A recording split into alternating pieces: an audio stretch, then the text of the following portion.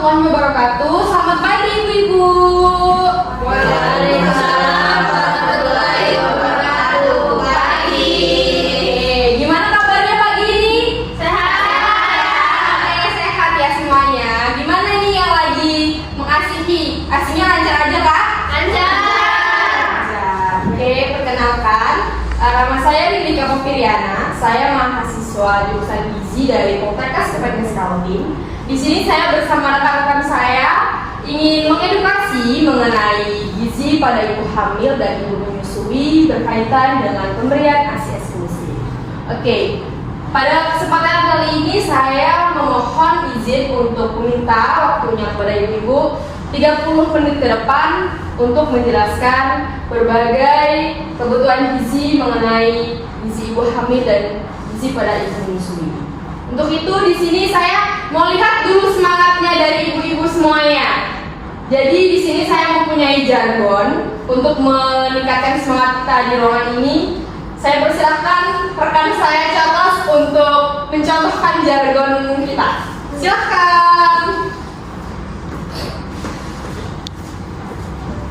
Oke, selamat pagi dulu semua. Pagi. Kabar pada semuanya. Sehat. Ini Bu ada istilah aman aja kan Bu? Alhamdulillah. Oke, di pagi hari ini ada jargon ya Bu. Ini kita ada 3 gerakan jargonnya ya. Yang pertama ada bayi sehat, ibu sehat, semua selamat. Jadi ibu ada paham nggak ya kira-kira? Pada tahu semua kan? Tahu. Bisa dicontohkan dulu ya. Jadi bayi sehat, ibu sehat, semuanya selamat. Oke, jadi untuk meningkatkan semangat boleh berdiri Boleh dulu berdiri ya. ya. Berdiri semua ya ibu-ibu. Ibu istilahnya bisa. Duduk aja. Oh, duduk aja. Duduk aja. Sambil lihat juga Bu ya. Duduk ya. Oke. Oke, jadi hitungan ketiga kita gerak semua ya.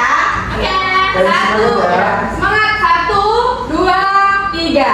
Bayi sehat, ibu sehat, Semua selamat. Oke. Terima kasih Bu Ibu ya. Mungkin bisa dilanjutkan oleh teman saya itu yang kamu pilih. Baik, bisa dilihat ya di depan udah ada materi yang akan kami sampaikan mengenai gizi pada ibu hamil dan ibu menyusui berkaitan dengan pemberian ASI eksklusif. Jadi, mengapa perlu memperhatikan gizi pada ibu hamil? Ibu-ibu semua tahu nggak sih kenapa sih kita perlu memperhatikan konsumsi asupan gizi yang kita konsumsi pada masa hamil atau menyusui? Ada yang tahu? Oke, dengan ibu siapa? Ibu Rika Febrian. Oke, silakan ibu. Boleh berdiri? Jadi apa bu? Kenapa kita perlu memperhatikan gizi pada ibu hamil? Karena ibu sehat, bayinya pun sehat. Oke, terima kasih ibu. Silakan duduk kembali. Terima kasih ya untuk pendapatnya ibu. Bener banget ya ibu bahwa kenapa sih perlu banget kita memperhatikan gizi pada ibu hamil? Karena untuk memperhatikan kesehatan ibu juga jadinya, dan itu berpengaruh juga pada anak setelah lahirannya. Jadi wanita hamil merupakan salah satu kelompok yang rentan gizi ibu-ibu. Jadi apa sih kelompok rentan gizi ini? Yaitu suatu kelompok dalam masyarakat yang paling mudah menderita gangguan kesehatan yang berkaitan dengan kekurangan gizi. Jadi kekurangan gizi ini akan menimbulkan penyakit apa aja sih? Yang pertama ada K. K adalah kekurangan energi kronik, di mana ibu-ibu sekalian yang sedang hamil itu kekurangan energi, terutama dalam konsumsi kalorinya ya ibu-ibu ya. Nah, kemudian yang kedua ada anemia, berkaitan dengan kebutuhan gizi zat besi. Jadi ibu-ibu hamil ini harus memperhatikan tuh berapa sih kadar hemoglobin ya pada darahnya ibu-ibu. Tentunya dengan pengecekan darah ya ibu ya, itu tidak boleh kurang dari 12 karena normalnya adalah 12-19 ibu ya. Kemudian ada GAKI atau gangguan kekurangan ibu, di mana ibu-ibu perlu memperhatikan konsumsi garam atau makanan-makanan yang mengandung iodium yang cukup bagi tubuh. Oke, selanjutnya di sini ada faktor mempengaruhi gizi pada ibu hamil. Yang pertama ada usia. Kenapa sih usia menjadi faktor yang sangat mempengaruhi gizi pada ibu hamil? Usia ini berkaitan dengan sebelum ibu hamil mengandung ya, sampai ibu ini melahirkan. Jadi gimana? Ibu hamil sebelum ia mengalami proses kehamilan harus benar-benar matang usianya. Usia berapa sih sebenarnya yang dianjurkan untuk ibu itu mantap untuk hamil gitu ya? Jadi Kementerian Kesehatan Republik Indonesia itu menganjurkan umur ibu-ibu atau wanita usia subur yang siap untuk hamil adalah umur 20 tahun. Karena pada masa itu organ reproduksi wanita itu sudah benar-benar matang. Jadi kenapa sih gak dibolehin di bawah itu? Ya karena pembentukan organ reproduksi wanita itu belum benar-benar siap gitu ya untuk mengalami proses kehamilan. Begitupun dengan usia di atas 35 tahun ibu-ibu, karena sangat berisiko. Kenapa? Karena organ reproduksi wanita itu mengalami penurunan. Jadi untuk mengalami proses kehamilan itu sangat-sangat berisiko. Yang kedua ada berat badan. Kenapa sih ibu hamil harus memperhatikan berat badannya? Karena jika ibu hamil itu mengalami kekurangan berat badan, itu berpengaruh dengan gizi janinnya juga. Nah, kenapa berkaitan dengan gizi janinnya? Karena pasti asupan makanannya kurang kan? Asupan gizinya kurang. Nah, kenapa juga lebih juga nggak boleh? Karena berkaitan dengan overweight atau kegemukan pada ibu. Itu berkaitan juga nanti ke genetiknya ya ibu ya. Jadi anaknya di dalam perut juga akan kena obesitas gitu. Yang ketiga ada status kesehatan. Nah, untuk status kesehatan ini bisa ibu cek gitu ya, darah atau ke tempat-tempat kesehatan yang berkaitan dengan pengecekan kadar hemoglobin dan lain sebagainya.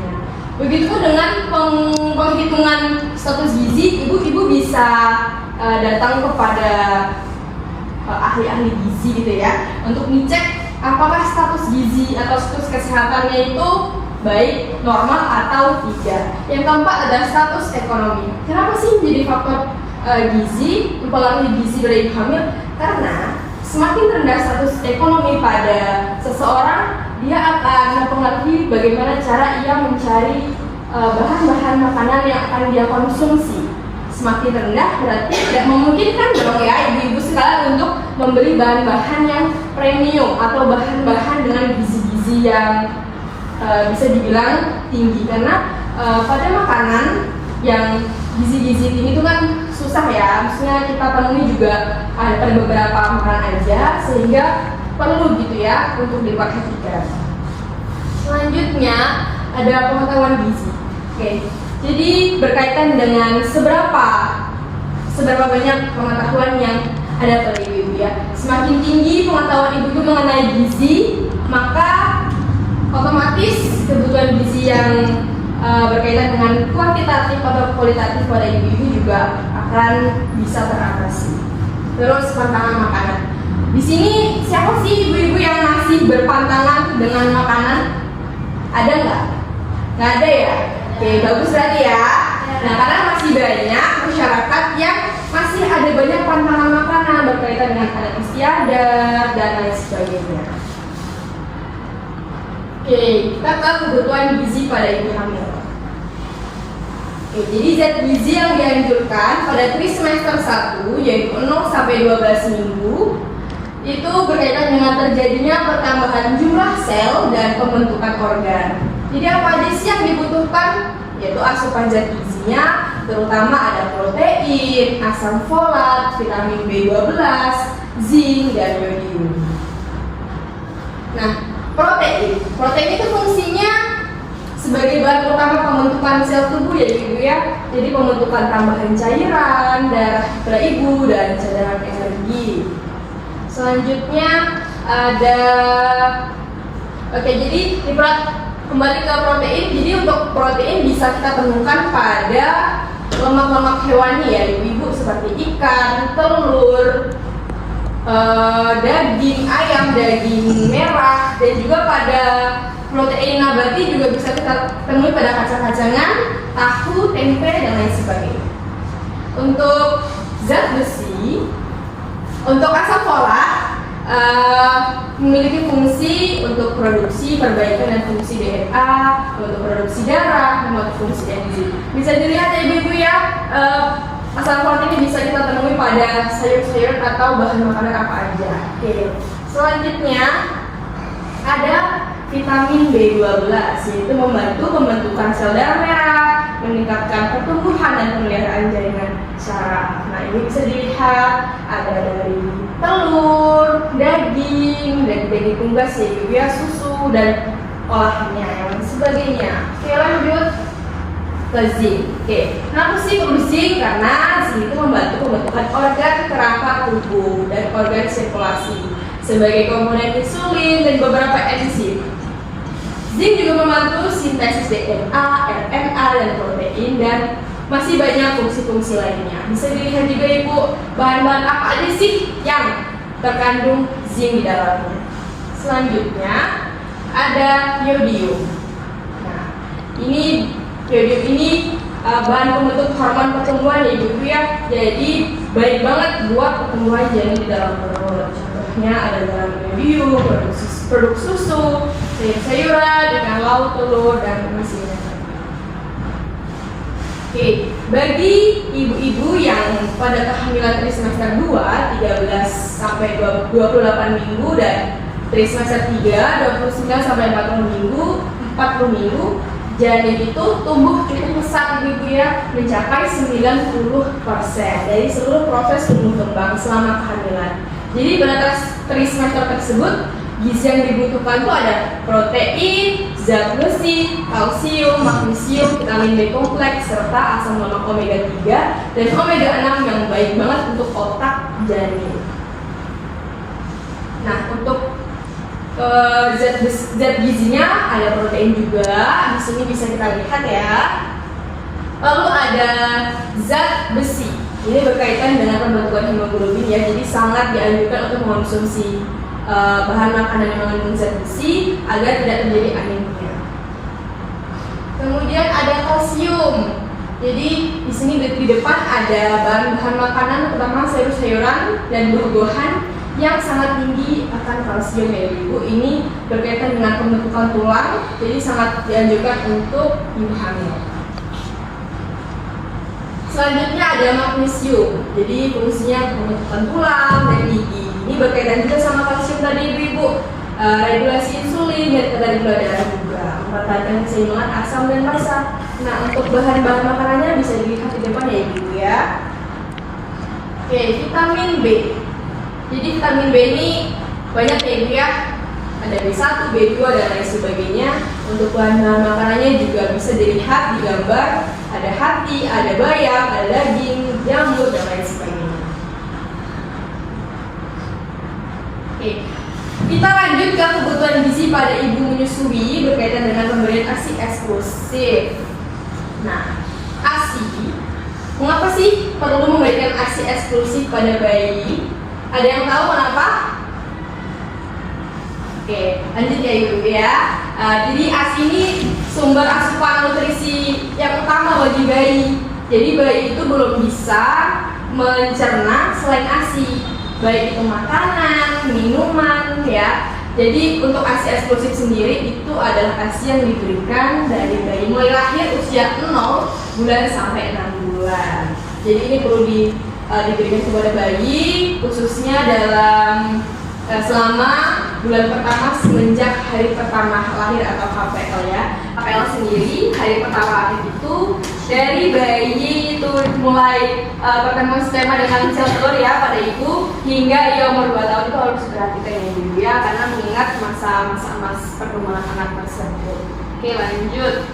Oke, kebaikan ASI eksklusif yang pertama, ASI merupakan makanan alamiah yang baik untuk bayi ibu-ibu karena itu pembentukannya steril ya, kan bukan produksi dari manusia tapi memang naluriah dari ibu itu sendiri, jadi sangat baik dan alami. Terus praktis, ekonomis, nggak perlu beli susu di luar ya kan, kita ya udah tinggal susuin aja gitu. Mudah dicerna untuk komposisi zat gizinya juga ideal sesuai dengan kebutuhan dan kemampuan pencernaan bayi. Yang kedua yaitu mengandung laktosa yang lebih tinggi dibanding dengan susu buatan. Jadi bayi juga terpenuhi gitu kebutuhannya ya.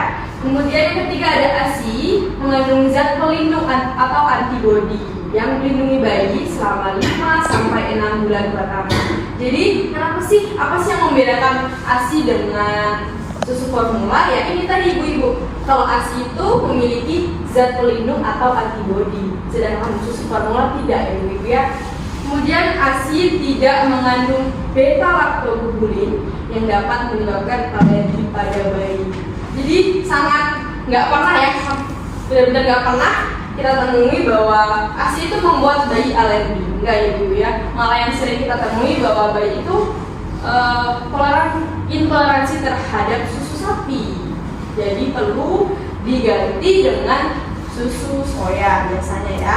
Kemudian ada proses pemberian ASI ini dapat menjalin hubungan psikologis antara ibu dan bayi. Jadi berkaitan dengan gimana kedekatan ibu dan bayi tersebut ya. Oke lanjut. Jadi bahan makanan yang dianjurkan untuk ibu yang menyusui, yang pertama ada sumber karbohidrat yaitu seperti beras jagung, kentang, sagu dan lain-lain. Perlu diingat ya ibu, sebenarnya semua makanan itu boleh dikonsumsi oleh ibu menyusui. Malah dianjurkan untuk memakan makanan yang beraneka ragam macam makanan.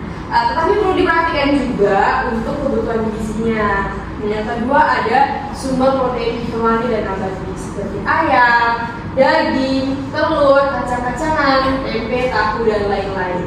Yang ketiga ada sumber serat seperti sayur dan buah ya. Keempat, konsumsi suplemen vitamin dan mineral karena belum tentu nih kebutuhan vitamin dan mineral yang kita konsumsi dari sayur, dari sayur, buah, terus dari makanan-makanan yang lain itu benar-benar diserap oleh tubuh, benar-benar memenuhi kebutuhan vitamin dan mineral kita.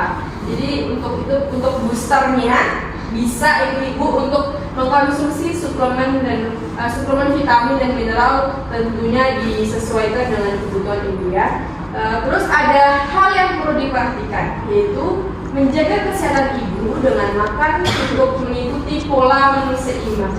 Jadi perlu banget ibu-ibu untuk makan makanan yang seimbang, karbohidratnya seimbang, protein hewaninya seimbang, protein nabatinya seimbang, seratnya seimbang, dan lain sebagainya. Dan juga perlu diperhatikan lagi nih, ibu-ibu juga harus minum 8 gelas sehari. Minumnya kira-kira 2,5 liter ya ibu ya. Tambahkan 3 sampai 4 gelas per hari dari biasanya apabila memang dibutuhkan cairan lebih. Oke baik, terima kasih ibu ya. Sekian dari materi yang saya sampaikan. Di sini apakah ada yang mau bertanya ibu seputar masalah gizi pada ibu hamil dan ibu menyusui? Oh, cukup ya. Materi yang saya sampaikan jelaskah? Jelas. Bisa diterima ya ibu ya. Semoga bermanfaat untuk kedepannya, bisa membantu ibu dalam sehari-hari supaya bayi sehat, ibu sehat, semuanya selamat ya ibu ya. Sekian dari materi saya, kurang lebihnya saya dan rekan-rekan saya memohon maaf apabila dalam penyambutan dan dalam pemaparan materi ada kekurangan. Sekian dari saya, assalamualaikum warahmatullahi wabarakatuh. Waalaikumsalam.